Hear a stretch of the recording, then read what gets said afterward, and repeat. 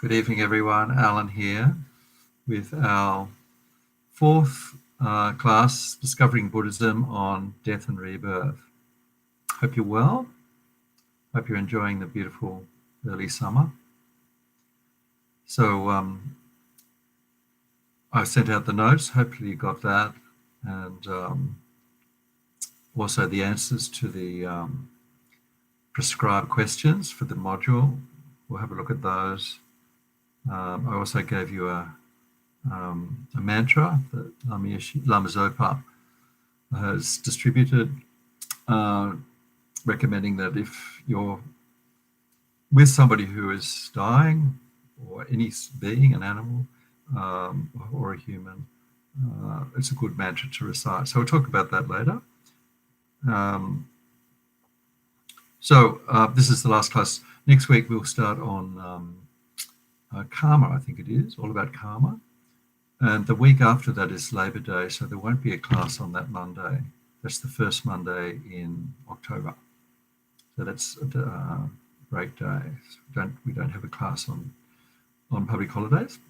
There are some classes, but I don't usually teach on public holidays because either other people are away or I'm away, or it's not a good time to have a normal class. And sometimes there's a retreat. Actually, I think there is a retreat. Might be the Pt4 retreat. Anyway, so let's before we launch in, I think there's not a great deal tonight. It's basically transference of consciousness or power. Just looking at that, just having some understanding of what it means, and then we'll do the meditation, all going well, on continuity of mind, which is a very good one for just confirming our belief based on good reasons of past lives and continuity of mind for past lives and future lives, which can be quite difficult to accept. It took me many years to actually accept that likelihood, or the certainty of past lives. Now I'm totally convinced there is such a thing, past and future lives. So let's maybe just spend 5 minutes settling the mind, doing our breathing meditation, mindfulness meditation. So get comfortable.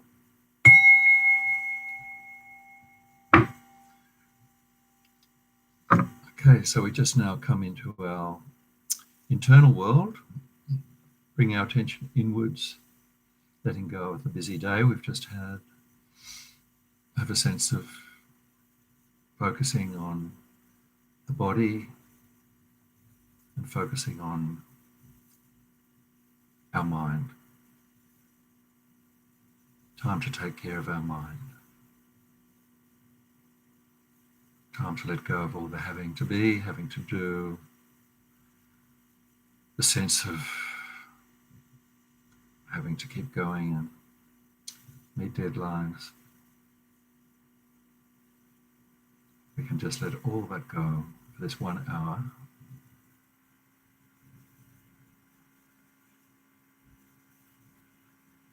And a few moments appreciating the opportunity we have when we can sit together and do some practice, study, and meditation.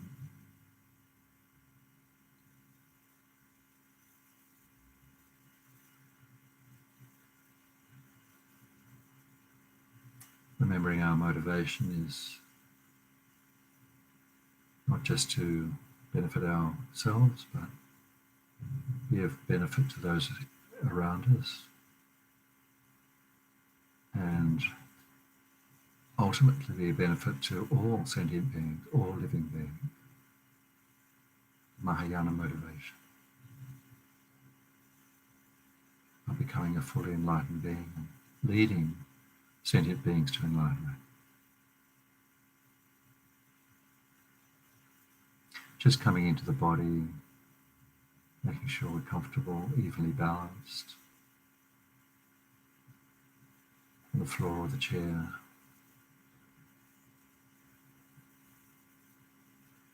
Shoulders relaxed, Eyes can be closed or gently open.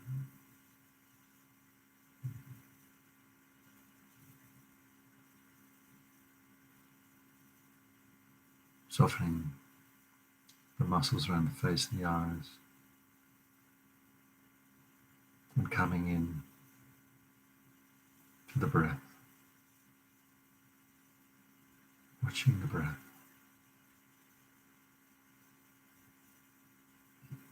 Being aware of the breath which is always there.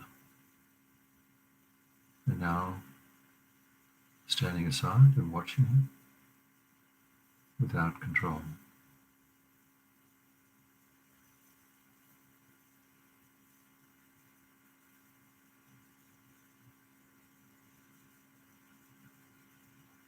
Allowing the body to move with the breath.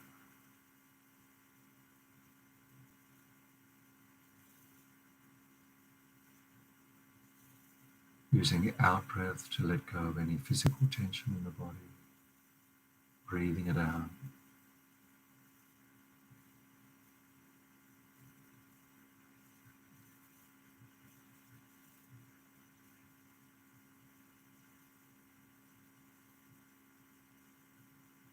Using the out breath to breathe out any busyness of the mind, internal chatter, distractions.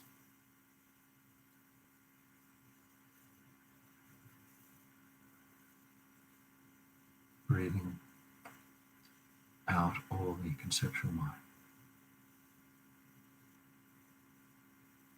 And leaving just the breath, the body and the breath.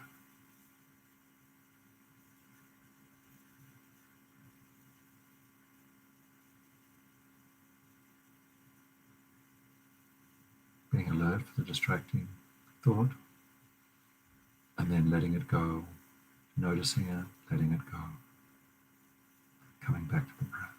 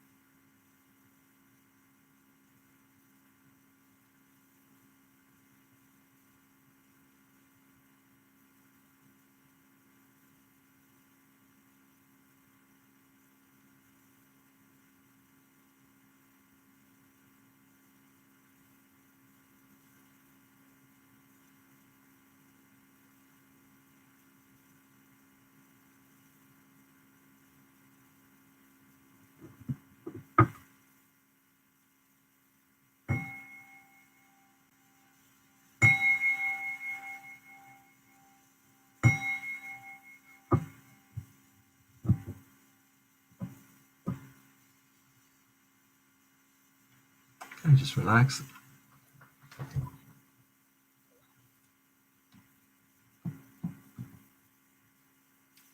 So just there's one thing that I've been meaning to do, I should do every week, is just put my email address up on the live chat, just in case there's new people who join the class and they want to be included in the mailing list and get the notes every week.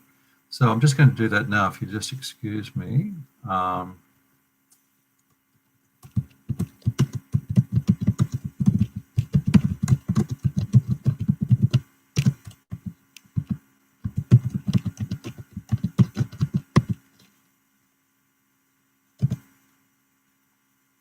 So yeah, so anyone watching who hasn't joined the class before or who would like to receive the notes every week, just email me and I'll put you on the mailing list. And if you know of anybody who wants to join the group, I think you've all got my email address, just pass that on. So we're not having live classes, it's sometimes hard to know who's watching, particularly in the when you catch up, I was going to say catch up TV, when you look at it after the actual live teaching. So so let's have a look at last week. Last week we had a look at the advice from His Holiness the Dalai Lama on how to prepare for death. And as I mentioned, the main text I'm using for the classes is the Foundation of Buddhist Practice by His Holiness the Dalai Lama and Thupten Chodron. I've got it mentioned there on the first page of the notes. Excellent text, and there are now 5 books. The 5th book just came out a week or 2 ago in this series, which is basically the basic Lam Rim, which is the basic teachings of Buddhism, taught by His Holiness the Dalai Lama and edited by Thupten Chodron, who is an excellent, very senior nun and an excellent teacher. And today, actually, I've only just for the first time today watched Thupten Chodron's teachings when she was at VI, Vajrayana Institute. They're all on the resource page of the Vajrayana Institute website. So if you go to resources, you can just scroll down and find all the library of the different teachings that are there. Thupten Chodron taught last year at the centre, and she actually used the book that we're using for this topic, Foundation of Buddhist Practice. She actually taught 3 sessions on that book. Excellent teacher, very, very wonderful teacher. And so she's just brought out a new book. She and His Holiness brought out this new book called Bodhicitta. Actually, it's not called Bodhicitta, but it's about Bodhicitta. So that's the 5th book in the series. And she said there's more to come. There'll be more books over time. And what they're doing is using this series of books to condense all the Dalai Lama's teachings on basic Buddhist philosophy, Lam Rim, into this one series of books. So, so that's so if you want to have a look at some of her teachings, you may have already, I missed her teachings last year because I was overseas, but her teachings are there, 3 sessions on the Vajrayana Institute website. So basically His Holiness's message is to accept impermanence, particularly realize that by letting go of this life, clinging to this life, it's going to be much easier at the time of death to let go of the body. And when we have no choice, we have to let go of everything. So by practicing letting go during this life, and helping to do that, we need to realize that everything in this realm, what we call samsara, is impermanent and changing, and that helps us to develop a much easier, less grasping approach to the present life. So impermanence is important. Then compassion, dwelling compassion, realizing that all sentient beings in this realm will eventually have to die, just like us. And also purifying and developing the mind, nurturing the mind by what we call accumulating merit, softening the mind with taking refuge in the Buddha Dhamma Sangha, making offerings, requesting, and so on, doing those practices that accumulate merit in the mind, positive imprints on the mind. So, and then also the more specific teachings he gave on the importance of having a quiet mind at the time of death. The last thoughts are very influential on what sort of next rebirth we'll have. So positive last thoughts in a very peaceful environment is the best way to end this life. And then there's some mantras that can be done, which he said can be very helpful to the person who's dying or has died if they're recited particularly by close friends or relatives, because there's a karmic connection. So we can do some practices such as that, making light offerings and so on, and basically just do what we can. Accept our limitations. We're not enlightened beings, and have a sense that we do what we can and then move on. Basically, was his message. So, and then also, I just last week gave you a table of the different types of rebirth, different realms of rebirth that possibly was more related to the week before, teaching the week before. So, just I hope you all got the answer guide to the questions. These are answers to Nick Brebush's questions, because Nick, I think, is the person who taught the transcript of the teachings that you've got, and they're quite difficult questions. So I won't go into great detail. The first one, write an explanation of mental continuity and rebirth as if you were writing an article for the general public in a local newspaper. So this is a very interesting way of making us think in non-technical terms, so that we can actually maybe tell somebody in our family or friends about the Buddhist explanation of rebirth, continuity of mind, without confusing them with technical terms. So we're actually be doing this meditation on mental continuity at the end of tonight's session. So, but you can see in his answer, half a page of answer, that to help us to accept the truth that there are past lives and future lives, that the mind continues on from one life to the other until we're fully enlightened, then there are these different ways of helping convince ourselves.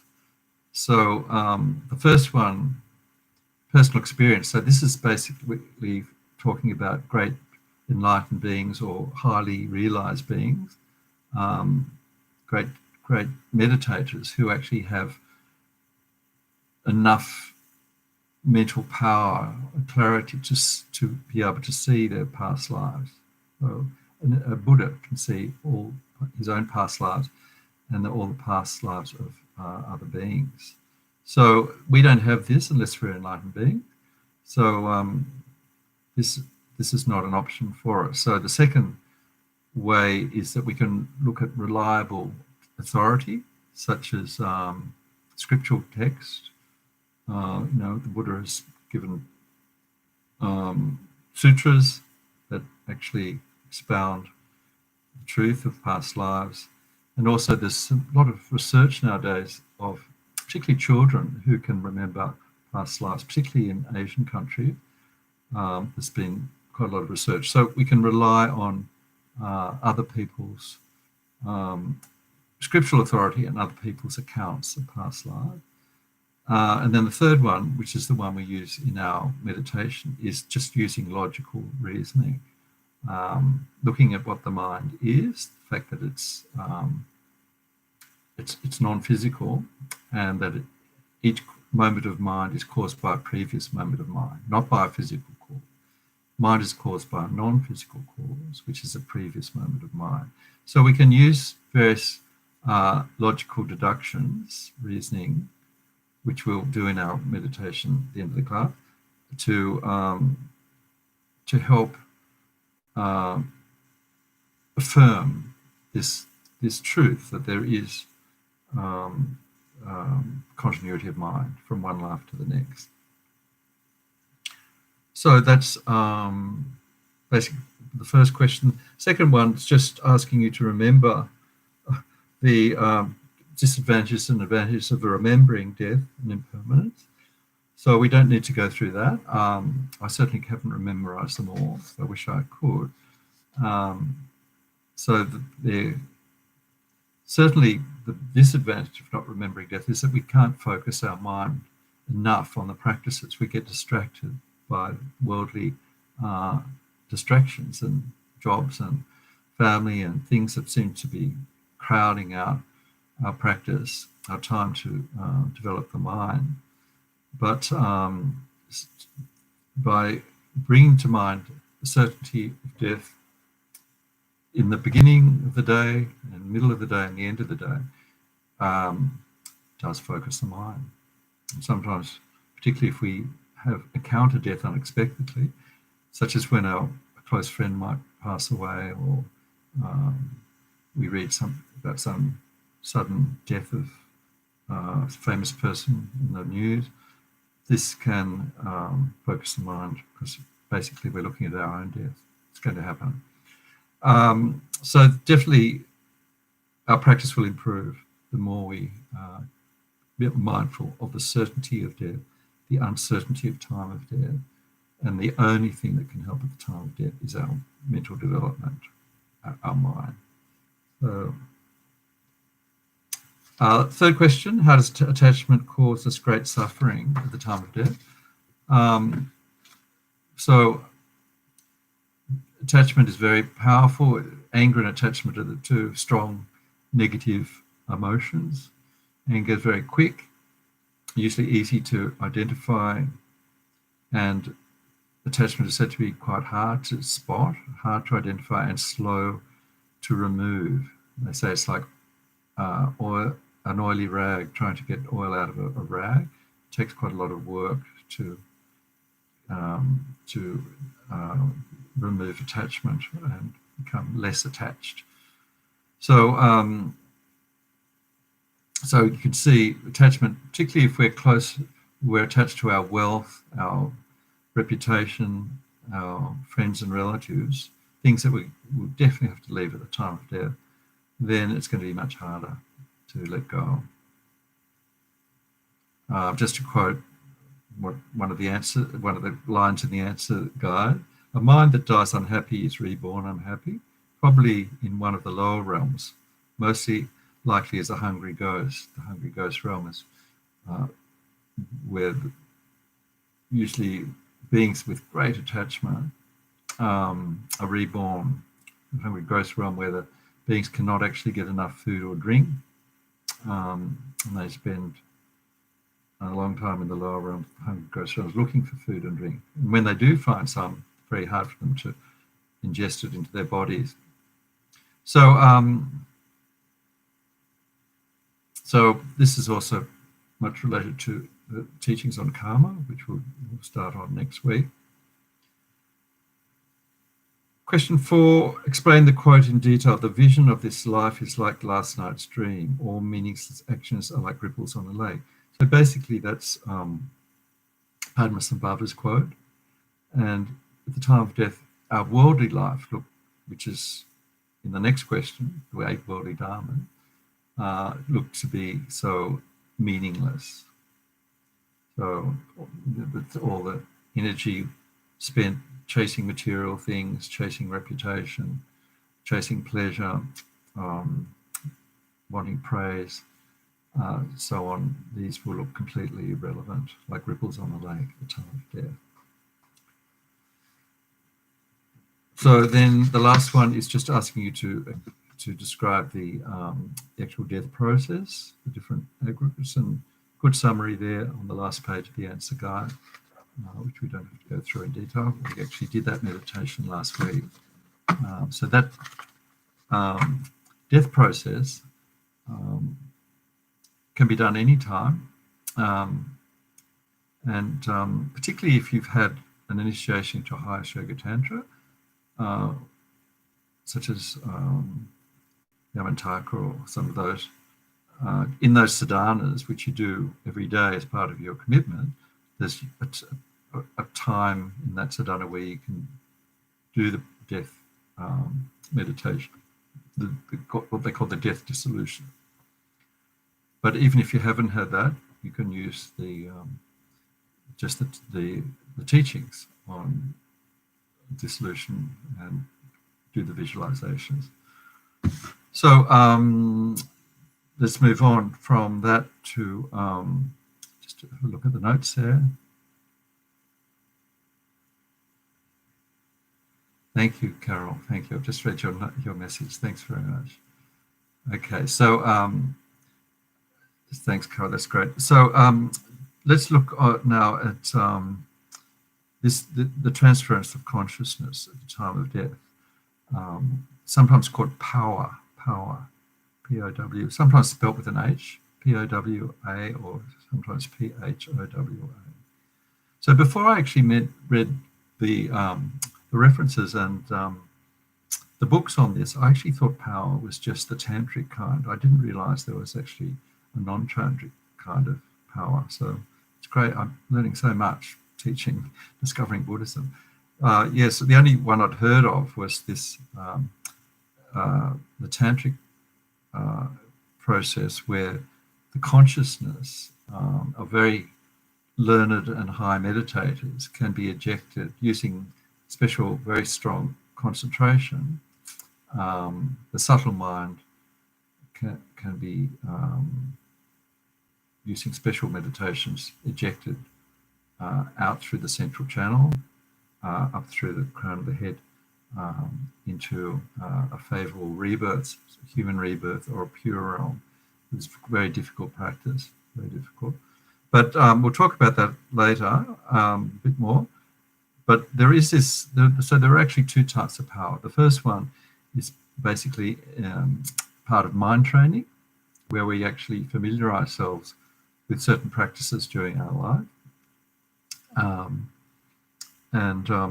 So by familiarizing ourselves with bodhicitta, emptiness, non-attachment, and so on, we can actually harness that familiarity at the time of death, and by using that familiarity, our mind will be easily propelled into a favorable rebirth as a human or into a pure land. So,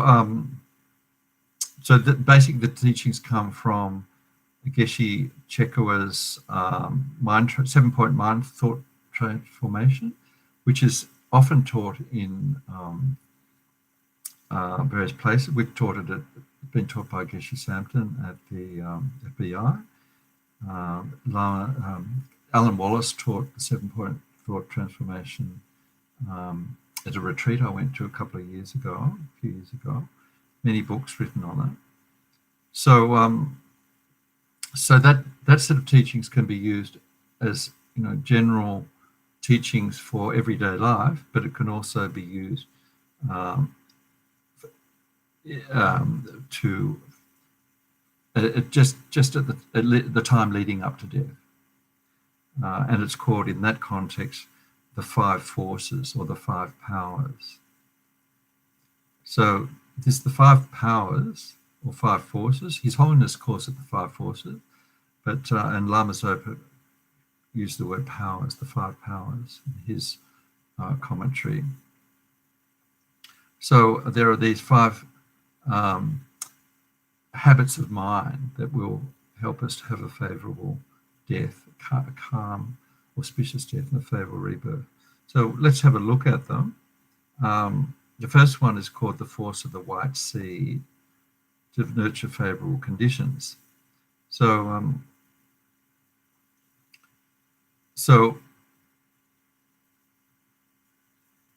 just to recap of what His Holiness said, why we do this, make it easier to use these mental habits if we practice them now, we develop them now, and then we'll have a sense of ease and joy. The death process will be what Lama Yeshe calls a time of bliss, or His Holiness has called it a time where we can just change our clothes, get a new body.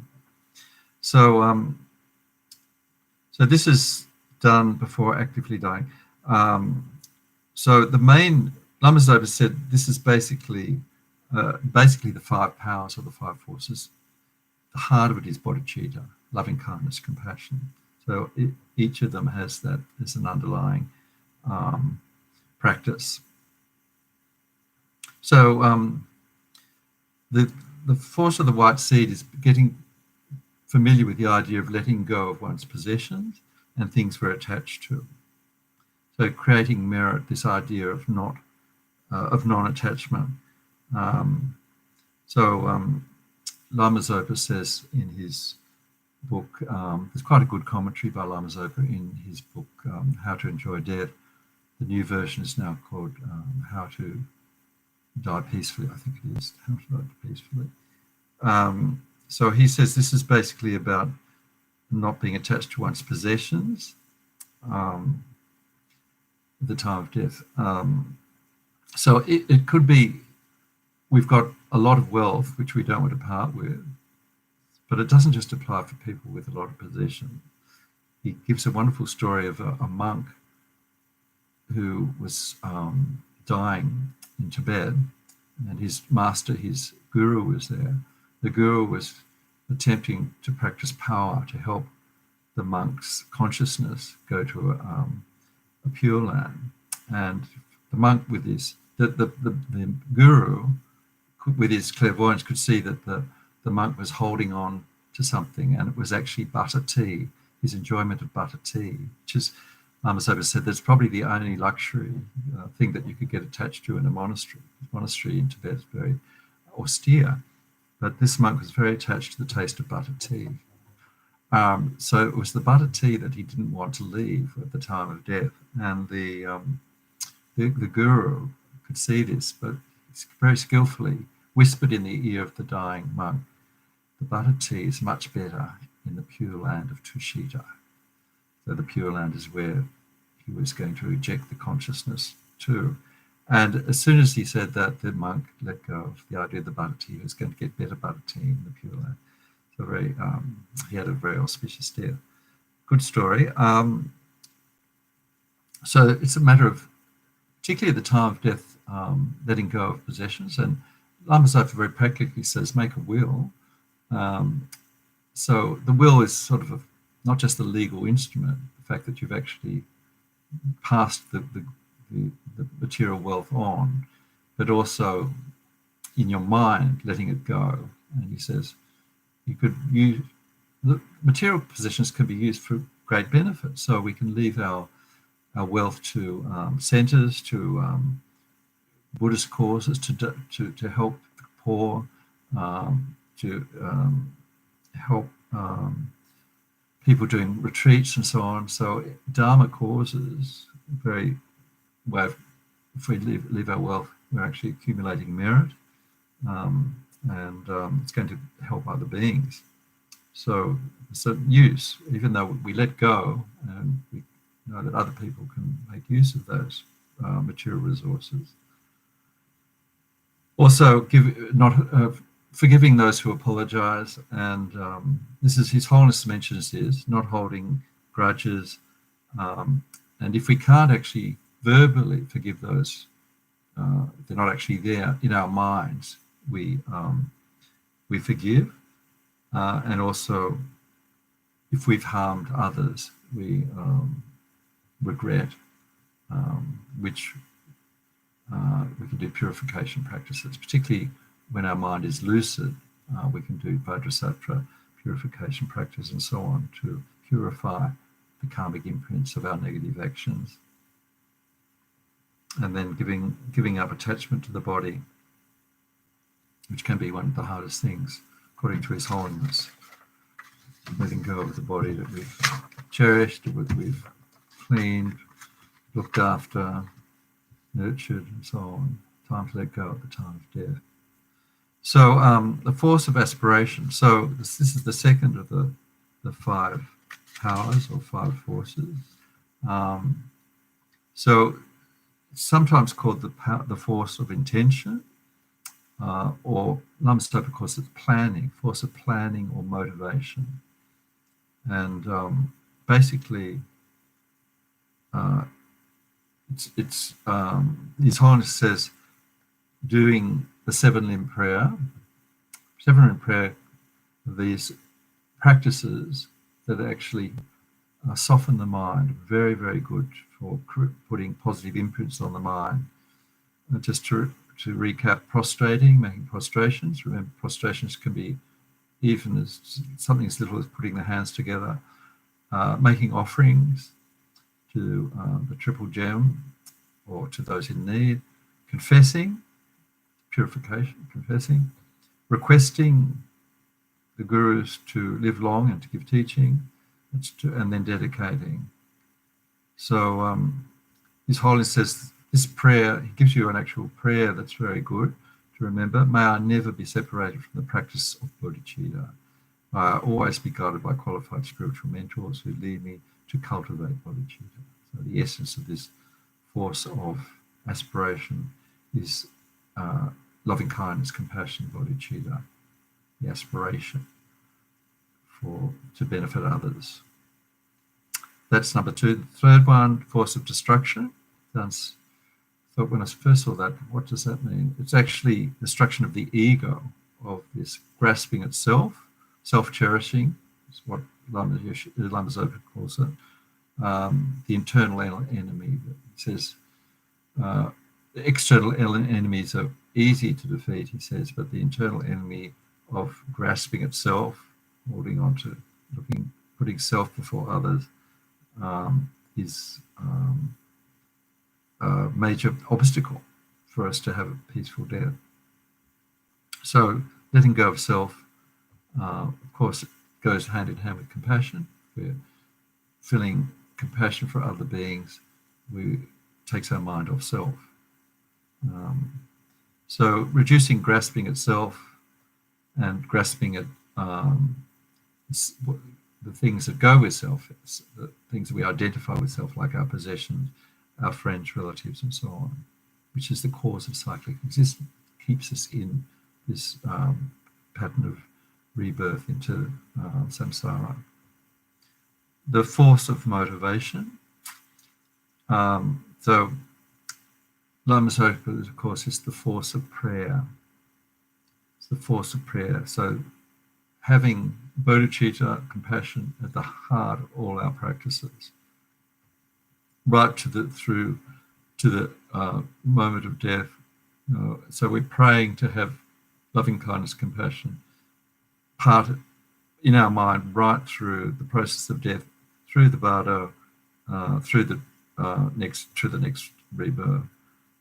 So the conventional bodhicitta is the intention to become enlightened, for other beings, and the ultimate bodhicitta is the wisdom realizing emptiness, wisdom realizing the emptiness of all phenomena, including self.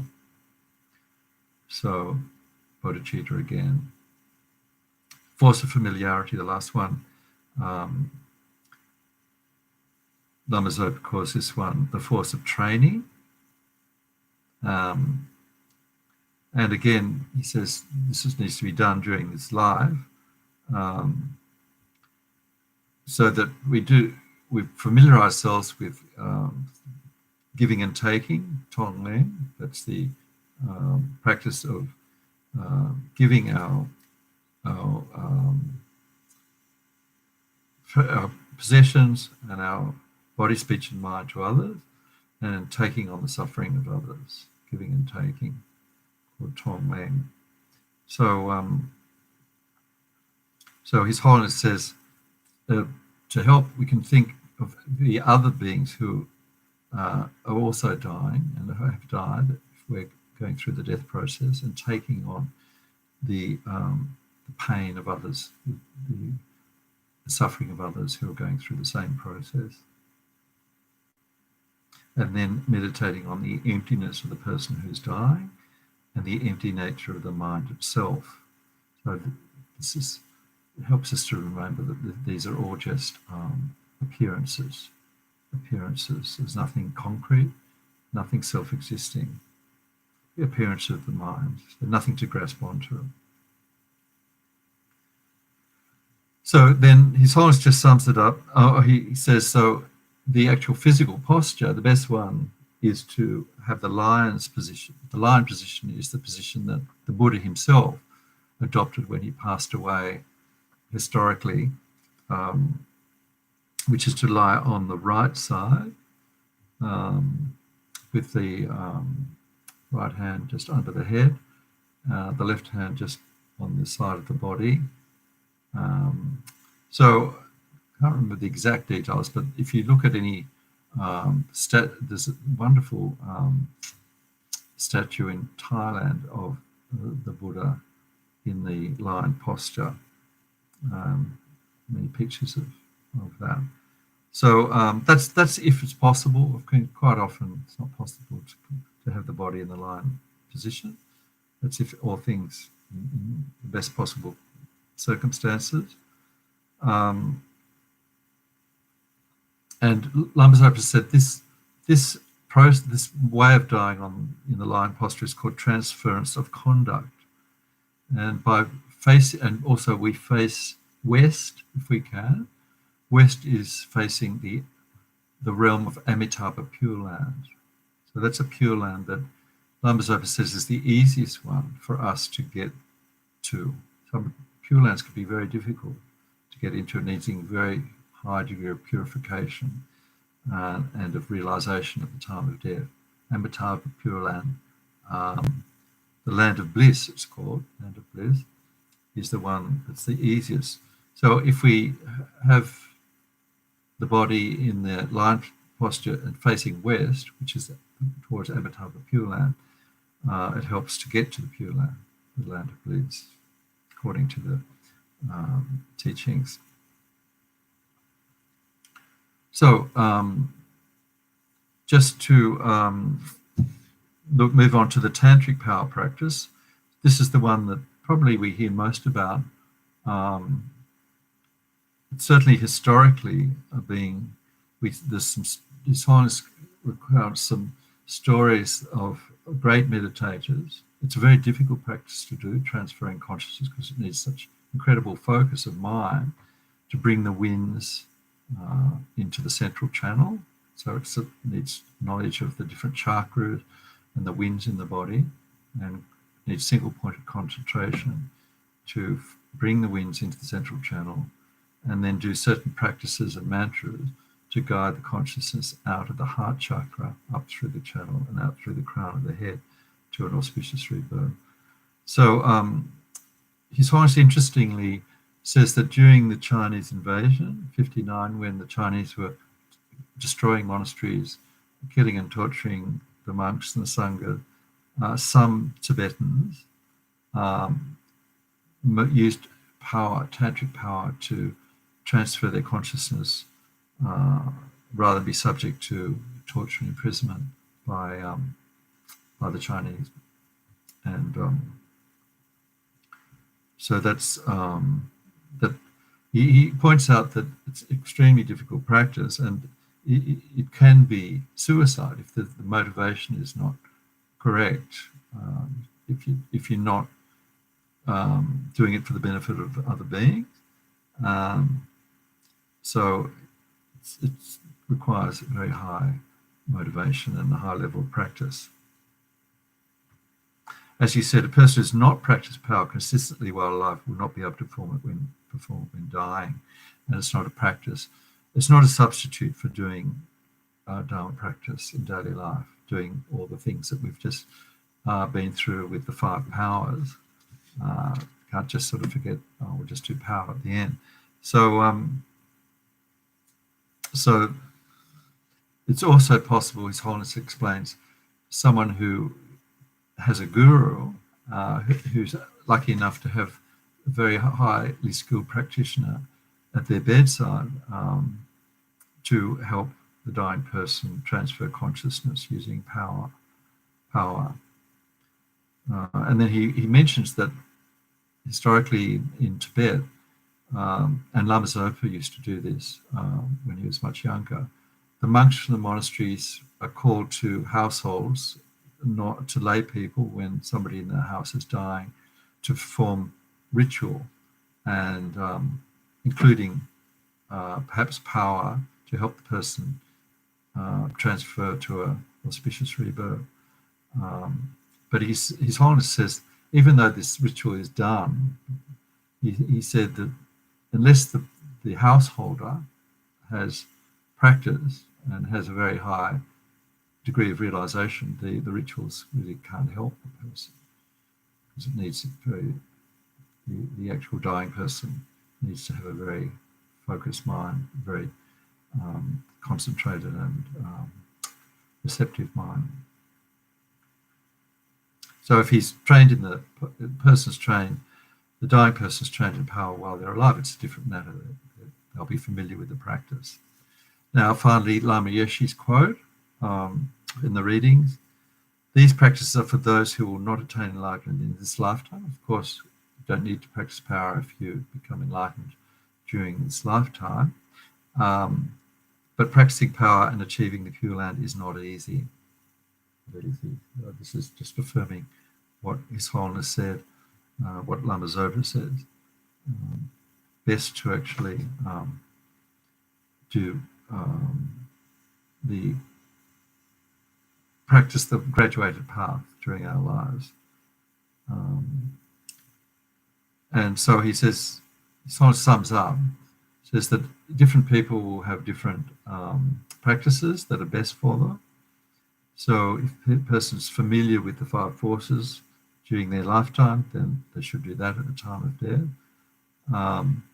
If they've had a tantric initiation, then high tantric initiation, then they've been practicing a sadhana where part of the practice, a daily practice, is to use death, intermediate state, and rebirth as part of the path. You do certain practices which you can only do if you've had the initiation into that deity or that practice. And so if you do, by doing that every day, you become familiar with the what's called taking death, intermediate state, and rebirth into the path, to the 3 Buddha bodies. Okay, so more about that when we do the tantric module later on. But basically, he says the main practice, and he said this will be my main practice, His Holiness the Dalai Lama's main practice, will be bodhicitta, loving kindness, compassion. So that's the best. And this will transfer into our mind and place it in a virtuous state at the time of death. And Lama Zopa says this will ensure that we have a peaceful death, auspicious rebirth, using bodhicitta. Bodhicitta is the key. So, so that's the power practice, and so let's just have a look. So the rest of the notes are what I've kept them from Venerable Choki's notes when she was teaching. Venerable Choki, our previous ordained teacher, Western teacher, now living in Chenrezig.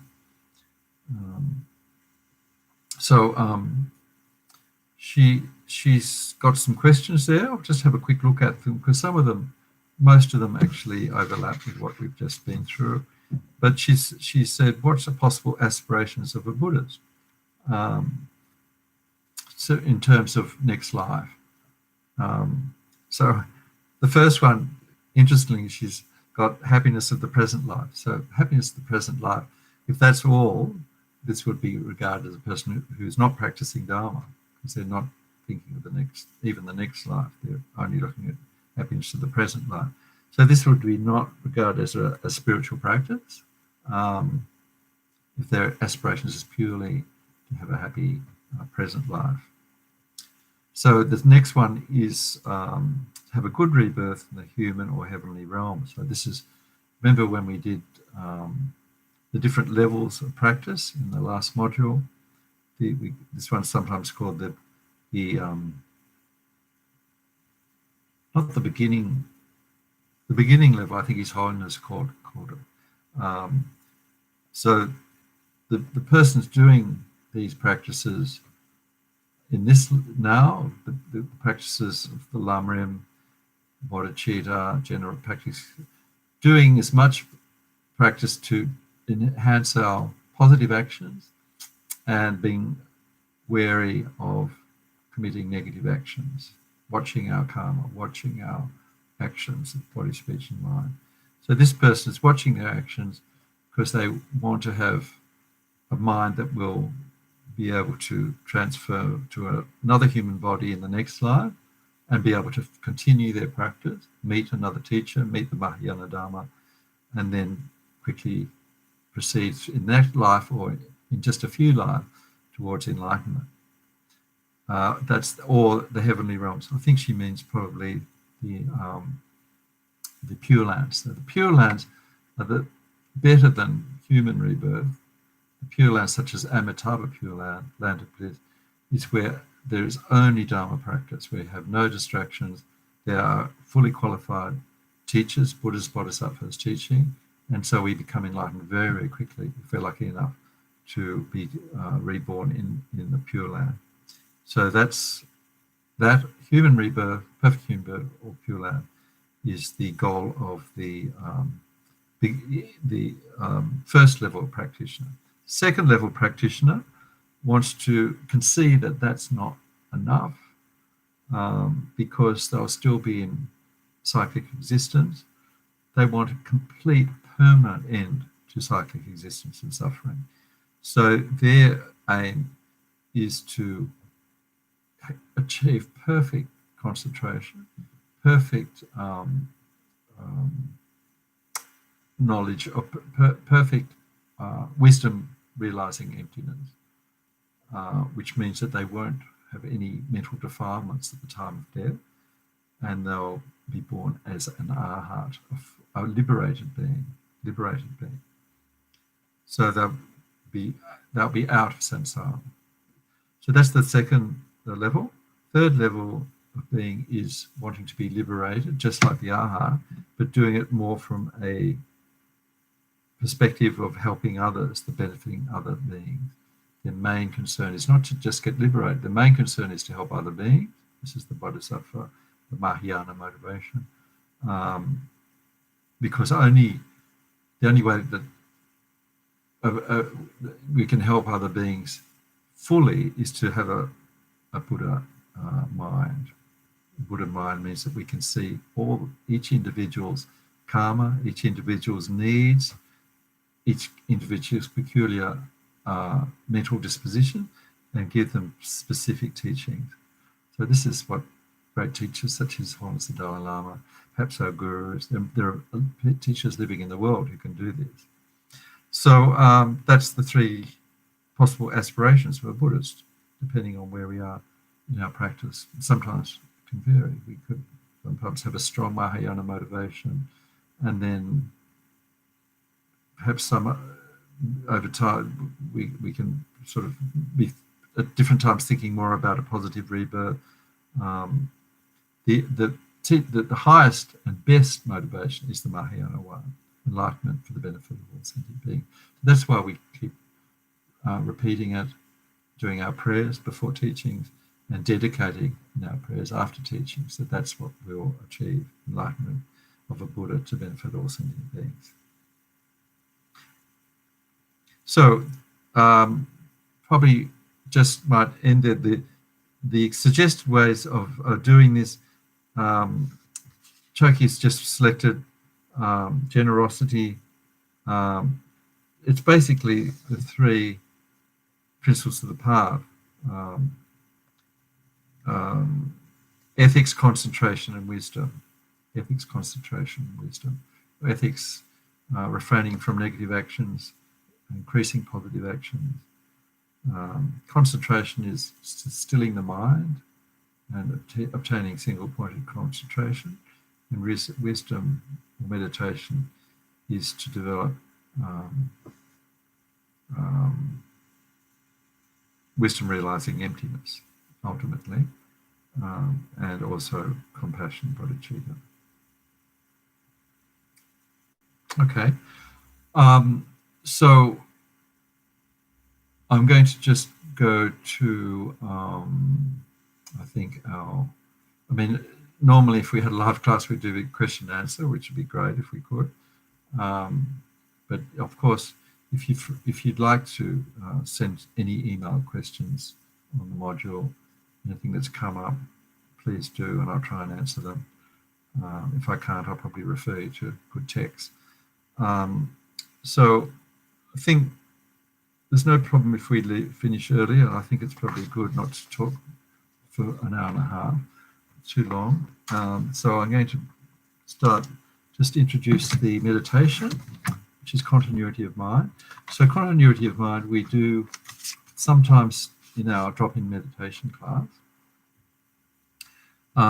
So basically this is looking, first of all, at the nature of the mind according to Buddhist teaching.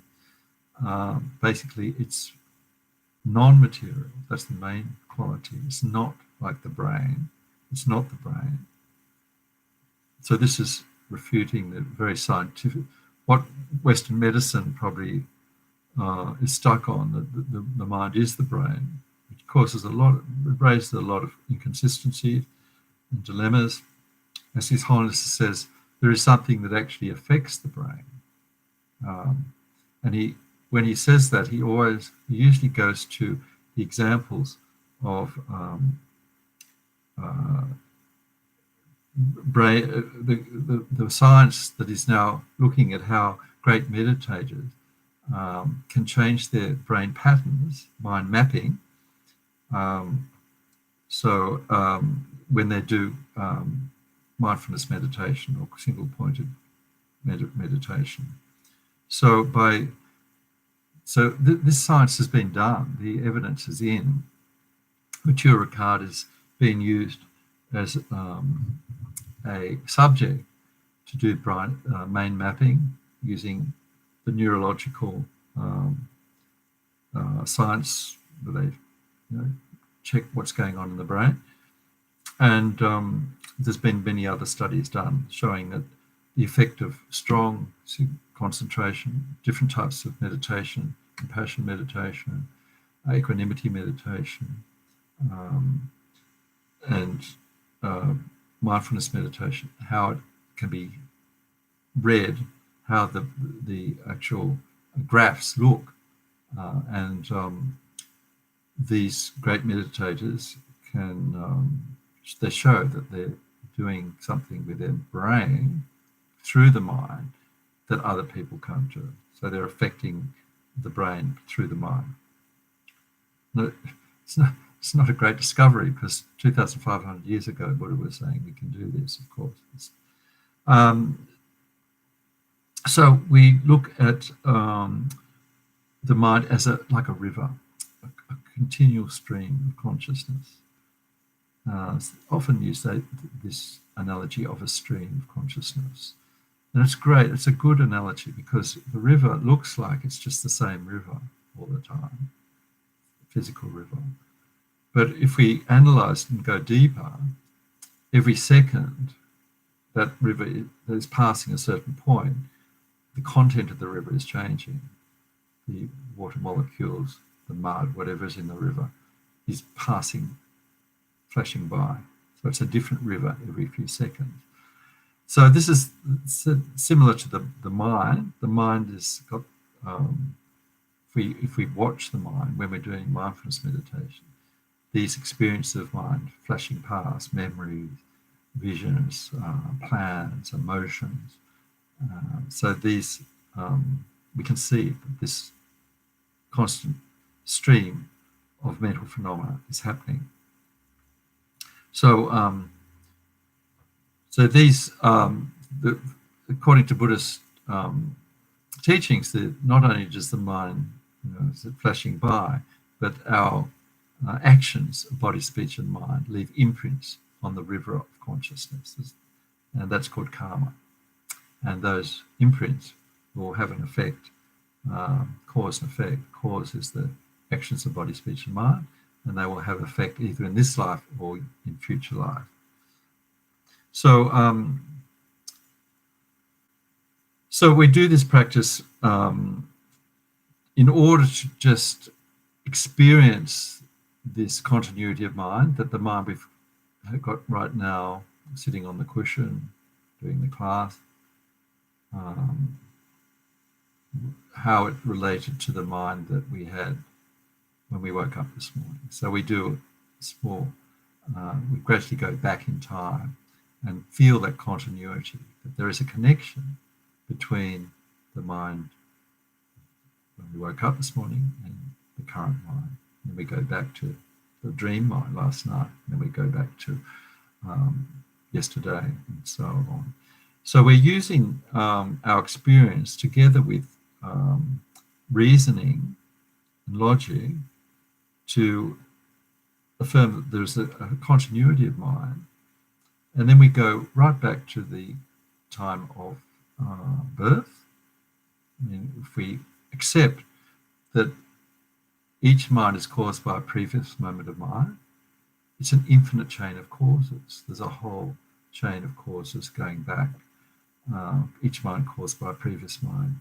The mind of birth caused by a previous moment of mind. So previous moment of mind was mind in the womb before we were born. So then we think, right, the moment of birth, the moment in the womb, the mind in the womb, where could it have come from? And we investigate the parents, because remember, the parents' two cells, the sperm and the ovum, came together in conception. And could the mind have come from the parents? The genes came from the parents, the body came from the parents. But if the mind is non-physical and the body is physical, how can the physical cause a non-physical effect? So it also creates some things. Do we have half the parent's mind, half the mother's mind, half the father's mind? So it's not feasible to actually accept that those physical cells from the parents cause the mind. We can look at maybe the mind comes from nowhere, and Buddhists don't accept nothing comes from nothing. They don't accept a creator, something created by God out of nothing. That's God as a creator is not accepted in Buddhist philosophy. So the only other possibility is that the mind came from a previous mind before conception, and that was the previous life. So then if there's a previous life, then that life before this life had a previous life, a previous infinite chain of causes. So this affirms the proposition that mind is without beginning and also without end, because the current moment of mind will cause the next moment of mind. So in the practice, we actually go through the past, going back gradually, and then we come back to the present and we think about the mind now related to the mind that when we go to bed tonight, and then the mind, dreaming mind tomorrow. So the connection is what we're feeling, and we're looking that there's definitely a connection, but it's not exactly the same mind at any particular point. The mind is changing from moment to moment. And we go right up to the time of death, when we have to leave the body and the brain. That mind of death will be thrown into the next rebirth, when the subtle mind leaves the body and goes to the next life. So this is the underlying reason for rebirth and for doing all these practices, to have for death and rebirth. If there was no future life, we wouldn't have to worry. Nothing doesn't mean everything will end at the time of death. So that's not accepted, of course. All right, so let's get comfortable and we'll do the practice. So be sitting, lying, or whatever's a comfortable position.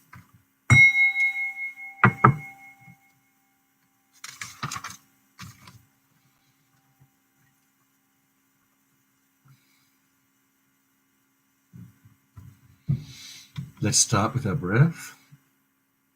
We're using the breath to calm the mind, get back to our natural state of mind. The mind in its natural state, calm, expansive, receptive like a mirror.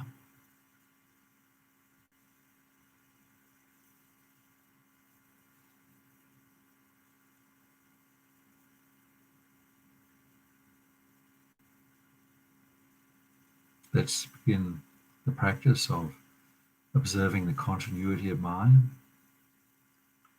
by watching our current state of mind.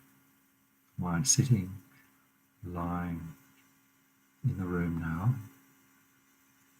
Observe thoughts, sensations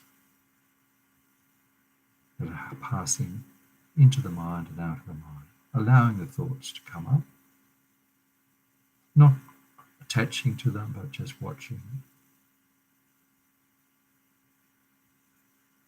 Could be visions of images, what happened today.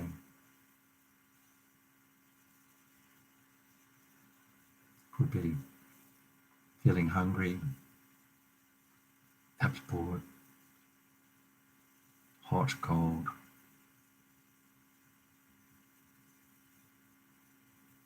Planning what's happening, what will happen later.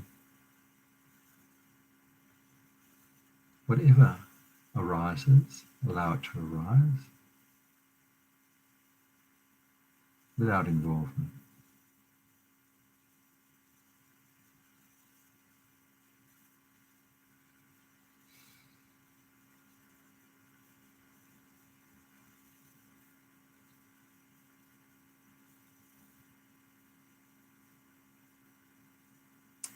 Then we gradually, slowly go back in time and look at the mind when we woke up this morning. Can we remember? The waking up mind. Any particular feelings we remember? The morning mind.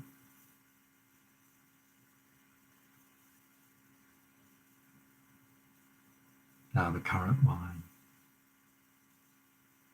connected to the morning waking up mind, thinking of all the mental processes that happen between the waking up mind and the current mind, the continuity of each moment of mind caused by the previous moment of mind.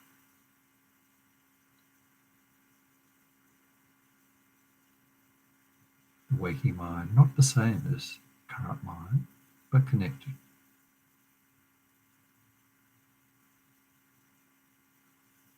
Let's go back now to the dreaming mind. We might have had some dreams last night. You might have remembered them or not. That dreaming mind connected to the waking up mind. Sometimes the dreams can affect our waking mind, affect us during the day. The waking up mind connected to the current mind. Dream mind, waking up mind, current mind. That stream of consciousness connected.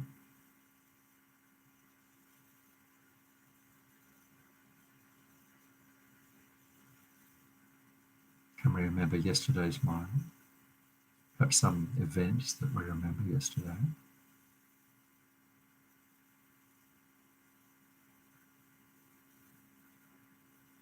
Without getting involved, just notice connection between the yesterday's mind, the dreaming mind last night, the waking up mind this morning, the current mind.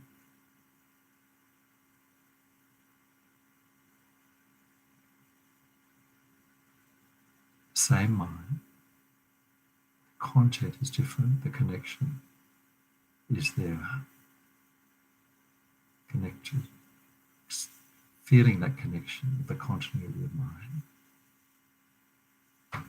Yesterday's mind, current mind. going back, last week's mind, perhaps an event we remember last week that happened.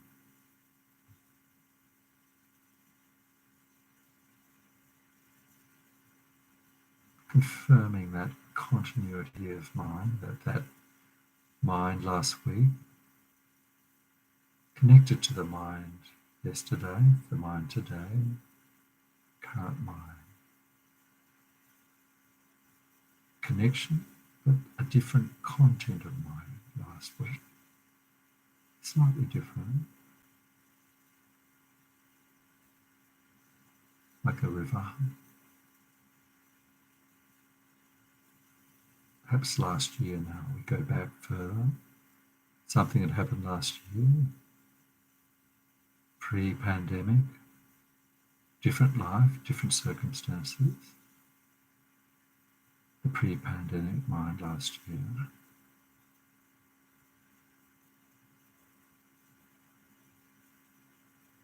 Feeling that continuity from last year's mind, last week's mind, today's mind, the current mind.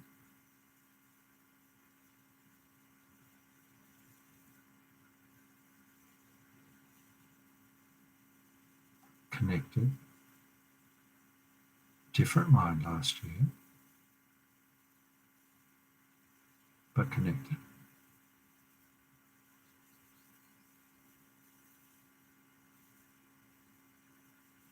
Let's go way back to the childhood mind.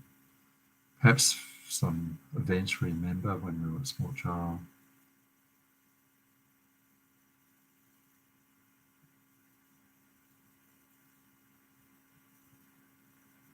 As a teenager or before that. Certainly it's connected to this mind. Quite a different mind, a childhood mind. Less education, less experience. Feeling that connection. Different content of mind, but connected. Now we go back further, the mind at the time of birth. We can't remember probably, but can we accept that that mind, time of birth, is connected to the childhood mind that we remember, which is connected to the current mind. Each moment of mind caused by a previous moment of mind. Let's go back to the mind of conception. The mind in the womb, before birth, caused by the mind at conception. Can't remember, but where could the mind of conception come from? Could it come from the physical cells of the parents?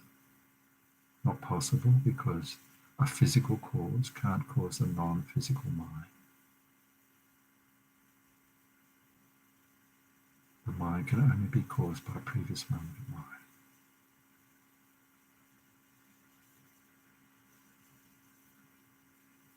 Come from nowhere, not accepted, not reasonable, or came from a previous moment of mind. That was the mind before this life, the mind of the past life.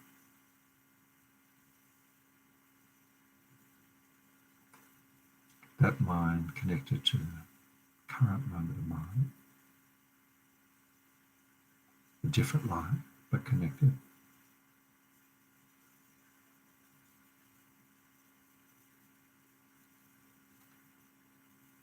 If there was a previous life, that mind of the previous life connected to the previous life before that, to a mind without beginning.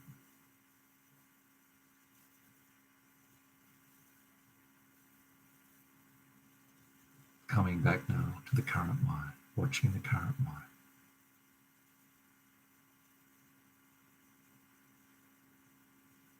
Feeling that continuity of mind, of this life,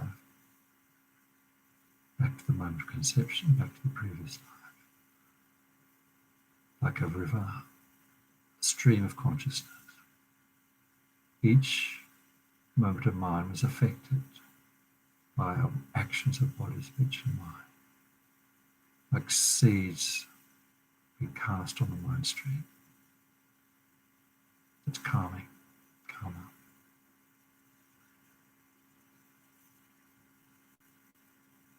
Positive actions of mind, of body, speech, and mind will have a positive result, negative result.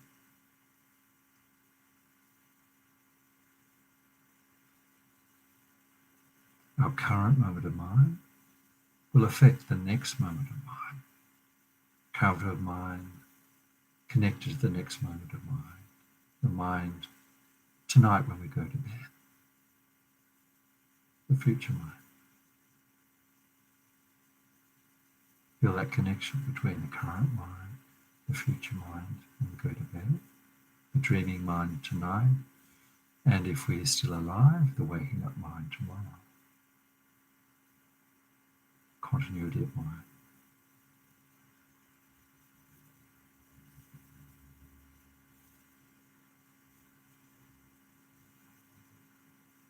Let's go straight forward to the mind at the time of death. When will it be? It will happen. Time is uncertain.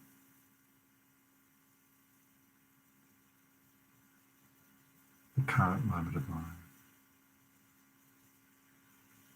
causing the next moment of mind, connected to the mind at the moment of death. Could be tomorrow, next year, who knows? Continuity of mind, taking us to the moment of death. All the imprints, our practices, positive states of mind, our merit, will be carried on our mind stream to the moment of death.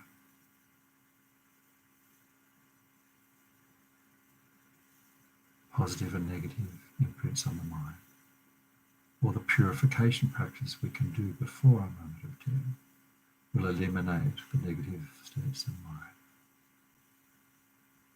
Bodhicitta, loving kindness, that habit will take us to the moment of mind at the moment of death.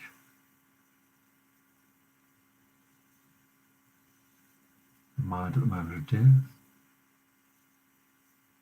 the subtle mind will continue on to the next life, driven by all the karmic seeds of our body, speech, and mind of the previous life, this life.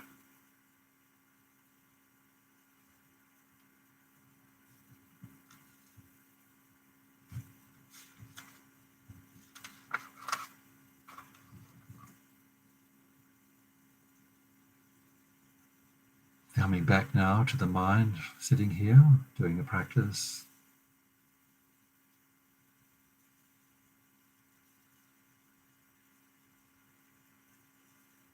The current moment of mind, what we do with our mind now, between now and the time of death, is in our hands. Actions motivated by compassion and wisdom will help us at the time of death.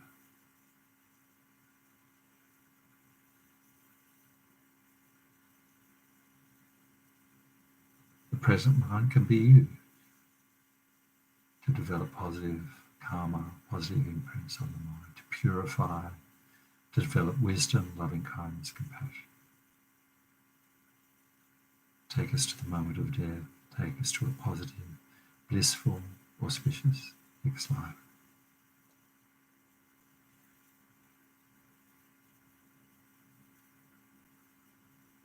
While we have this human life, the human brain, we must use the time we have. Remembering certainty of death, uncertainty of time of death, will help us to focus the mind, use our time wisely.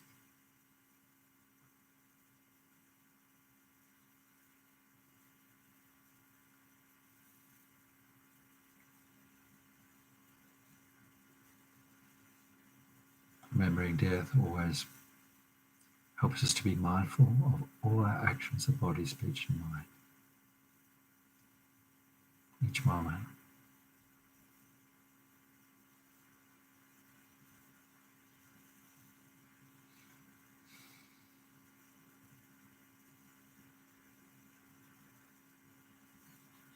So we can just dedicate any positive merit from this practice, all the practices we've done in the past, we'll do in the future, towards developing wisdom, compassion, loving kindness, positive states of mind, peace in the mind.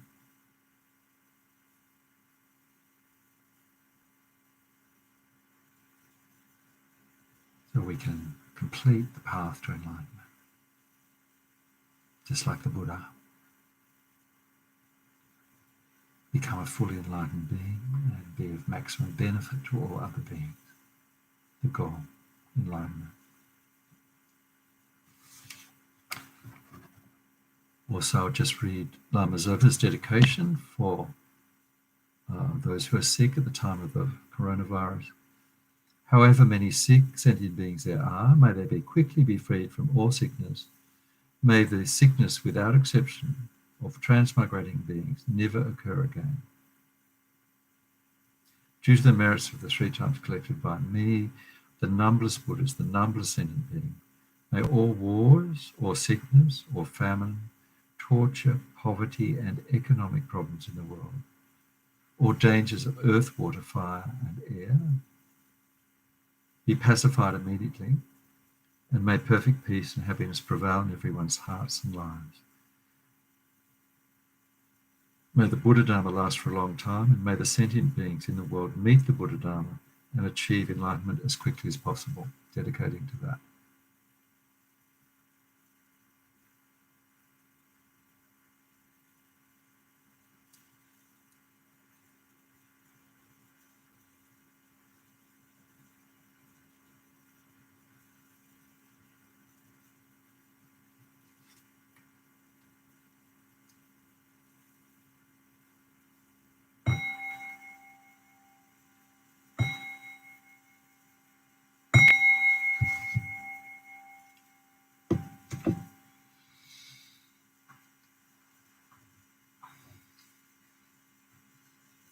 So, thanks for being there. It's wonderful to be with you. That's the teaching tonight, and have a wonderful night, a good week, and I hope to see you at the same time next week for the first of the new module, all about karma. See you then. Take care. Stay well.